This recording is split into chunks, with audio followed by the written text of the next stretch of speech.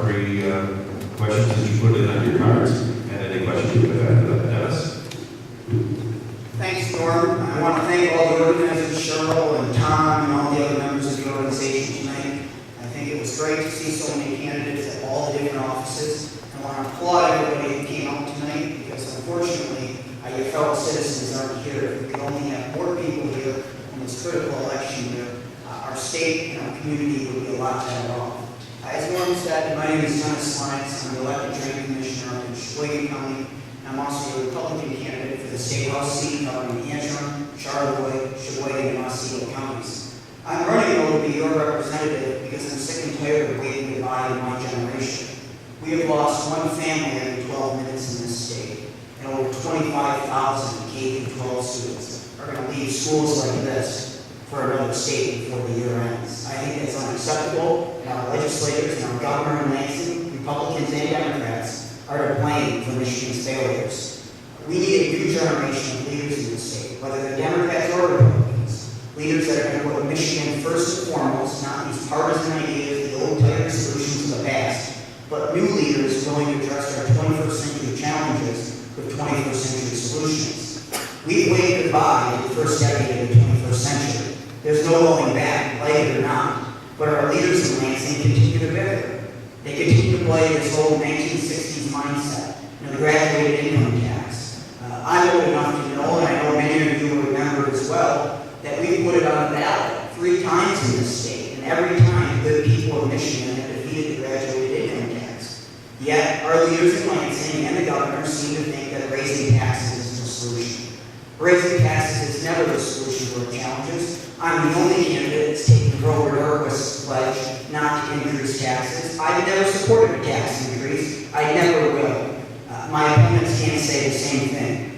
This election is about jobs. Jobs, jobs, jobs. You're going to hear a lot of hot air from politicians saying they're going to create jobs. But let's be honest, politicians don't create jobs. You guys create jobs. We need to get government out of the way of entrepreneurs, innovators, and job creators so you can do what you do best, and that's make widgets and innovate. I'm reminded of the story of the windmill manufacturer in Muskegon. They got all the tax credits in the world. The government touted all the jobs that were created. There was only one problem. When it came to build their windmills, they went to Windsor, Ontario, because Ontario had a better plan for businesses, even though we robbed the state treasury to give them all the tax credits. So we got to stop picking winners and losers in Lansing and welcome any job creator, whatever they want to make. We have open for business signs on the board. And quickly, because I know I'm running out of time, I'm the only candidate with legislative experience. I've worked for the Senate Majority Leader in the legislature. And in this age of term limits, we need legislators who can get to work from day one. Somebody that's not going to need an orientation class. My first 3 bills on day 1 is repealing the Michigan business tax, repealing the 2007 tax increase, and making Michigan a right to work. Thank you, Mr. Lennox. First question would be your intentions and views relative to Michigan opting out of Obama's health care reform. Would you opt out, and why? The health care supposed reform package from Washington is unconstitutional under the 10th Amendment. And as your next representative, I will do whatever I can to make Michigan opt out. Next question, would you support fair tax reform? I was the first candidate in this race to pledge their support for fair tax. I've been on board for 2 years. How do you feel about visioning for communities? Do you feel that the public's input is significant, or is it being moved by the higher guns? We have to remember that we are property owners and we should be able to do what we want with our own private property. We need a property owner's bill of rights in Michigan to get county government, to get legislature, to get nonprofits and Michael Moore and the Grand Vision people out of their own affairs.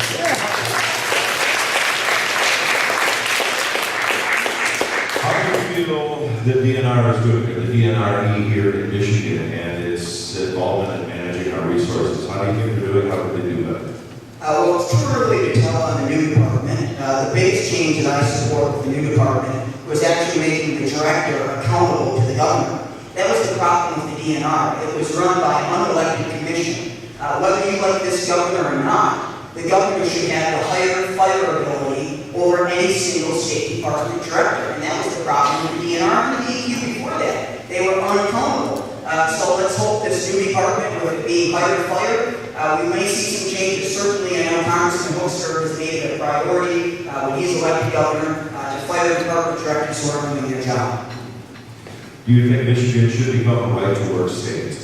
I very much support it, as I indicated. Right to work will be one of my bills that I introduced on my first day in Lansing. What about balancing the budget, specific ideas? First off, we need to have an independent audit.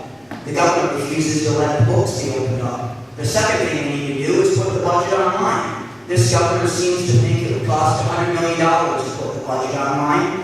I don't know about you, but I think we could put a PDF online or a checkbook register, and you and I and everybody else could go on and scrutinize, but not only the state government, all local units of government, school districts included, need to have their budgets online for scrutiny and review. Summarize, what would you do to help unemployment? Well, government doesn't create jobs. We can create an environment that welcomes all businesses. As I said, I will repeal the $1.4 billion tax increase on families that this governor passed that is supposed to solve all our problems. I will repeal the Michigan business tax and surcharge. And more importantly, I will let businesses on Main Street do what they do best and not trying to tell them how to make their widgets. Would you support legislation to ban unions for a public sector employee? The state troopers and the other public sector employees, they do a great job, but they should not have collective bargaining rights, nor should they have the ability to strike or threaten to strike. Any questions? Raise your hand. People will come around with a microphone. Would you write or support a bill which allows counties to use a per household fee instead of a millage to fund such issues such as commission on aging, roads, parks, and rec? Per household fee would be the same for everyone, regardless of the amount of property they own. That's a great question. If you look at my record, I've never supported a tax increase, including fees. I was chairman of Citizens Against New Taxes in Sheboygan County. We even went as far as recalling a county commissioner who wanted to levy a $25 per year recycling tax on people without giving them a chance to vote on it. So I do not support fees or taxes or whatever you want to call them. Yep, questions? On the fair tax which you support, will you support and approve the fair tax gross total revenue the same as we are currently collecting to keep the budget going, or will you plan to reduce the budget and have a fair tax based on only 50% of the revenue we're now receiving? The first thing, as I said, that we need to do is have an independent audit of all the books in the state, all the different funds. The second thing that we need to do is have a serious discussion on what government is and isn't supposed to do. We have too many layers of government in the state. We do not need 83 counties. We do not need 1,300 townships. We do not need 650 school districts. We do not need 500 cities and villages. And we do not need 15 independent public universities that are unaccountable to you. So once we have an audit, I will support the fair tax, and as long as it remains revenue neutral, because that is my biggest concern with tax reform, is that the wrong people will get in there, and it will not be revenue neutral in the end.